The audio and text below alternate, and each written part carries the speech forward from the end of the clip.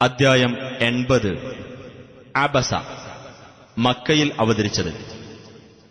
അബസ എന്നാൽ മുഖം ചുളിച്ചു എന്നർത്ഥം.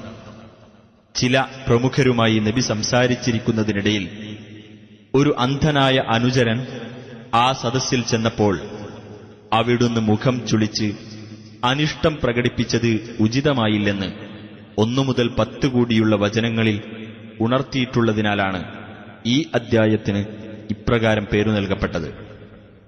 ബിസ്മില്ലാഹിർ റഹ്മാനിർ റഹീം. അബസ വതവല്ല. നബി മുഖം ചുളിച്ചു തിരിഞ്ഞുകളഞ്ഞു.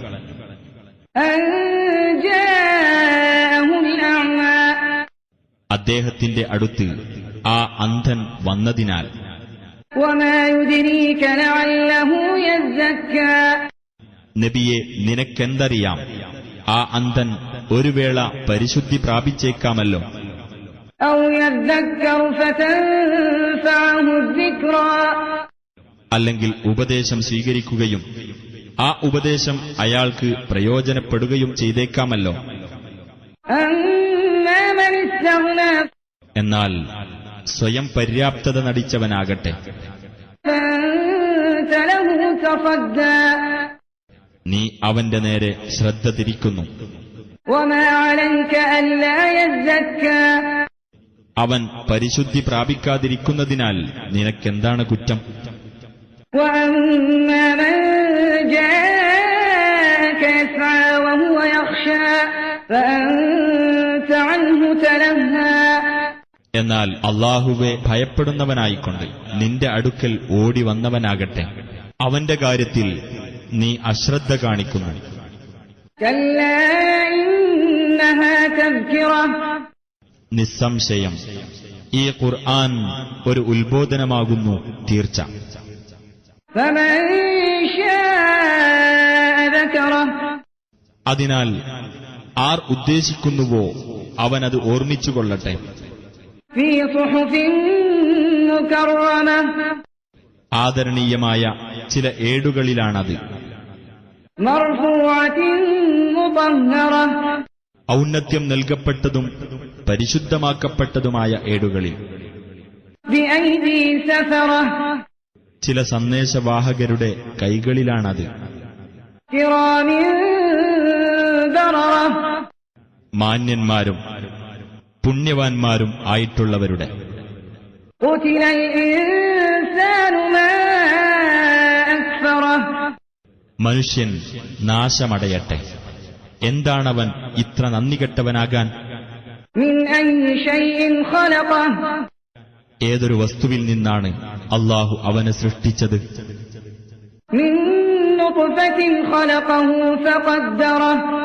ഒരു ബീജത്തിൽ നിന്ന് അവനെ സൃഷ്ടിക്കുകയും എന്നിട്ട് അവന്റെ കാര്യം വ്യവസ്ഥപ്പെടുത്തുകയും ചെയ്തു.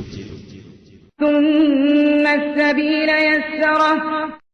പിന്നീട് അവൻ മാർഗം എളുപ്പമാക്കുകയും ചെയ്തു. ثم أماته فأقبره.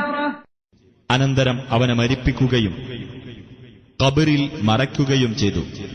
ثم إذا شاء أنشره. പിന്നീട് അവൻ ഉദ്ദേശിക്കുമ്പോൾ അവനെ ഉയിർത്തെഴുന്നേൽപ്പിക്കുന്നതാണ്.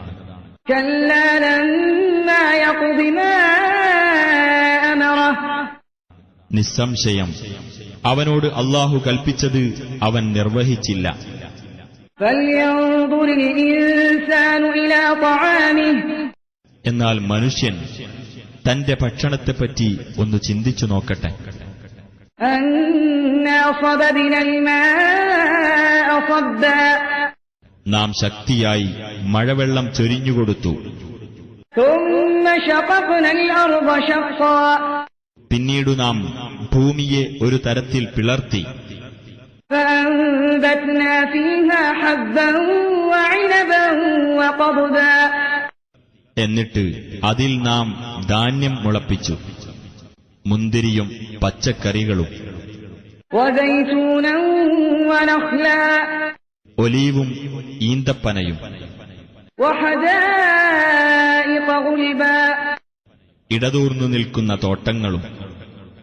وفاكهة وأبا പഴവർഗവും പുല്ലും, متاعا لكم ولأنعامكم നിങ്ങൾക്കും നിങ്ങളുടെ കന്നുകാലികൾക്കും ഉപയോഗത്തിനായിട്ട്. فإذا جاءت الصاخة എന്നാൽ ചെകിടടപ്പിക്കുന്ന ആ ശബ്ദം വന്നാൽ, يوم يفر المرء من أخيه അതായത് മനുഷ്യൻ തന്റെ സഹോദരനെ വിട്ട് ഓടിപ്പോകുന്ന ദിവസം, وأمه وأبيه തന്റെ മാതാവിനെയും പിതാവിനെയും وصاحبته وبنيه തന്റെ ഭാര്യയെയും മക്കളെയും.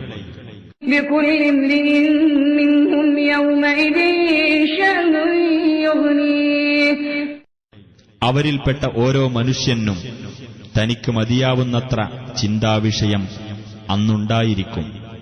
وجوه يومئذ مسفرة അന്ന് ചില മുഖങ്ങൾ പ്രസന്നതയുള്ളവയായിരിക്കും, ضاحكة مستبشرة ചിരിക്കുന്നവയും സന്തോഷം കൊള്ളുന്നവയും.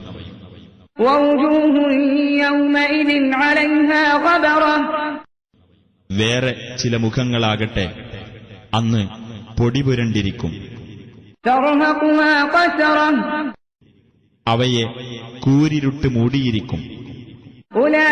أولئك هم الكفرة الفجرة അക്കൂട്ടരാകുന്നു അവിശ്വാസികളും അധർമ്മകാരികളുമായിട്ടുള്ളവർ.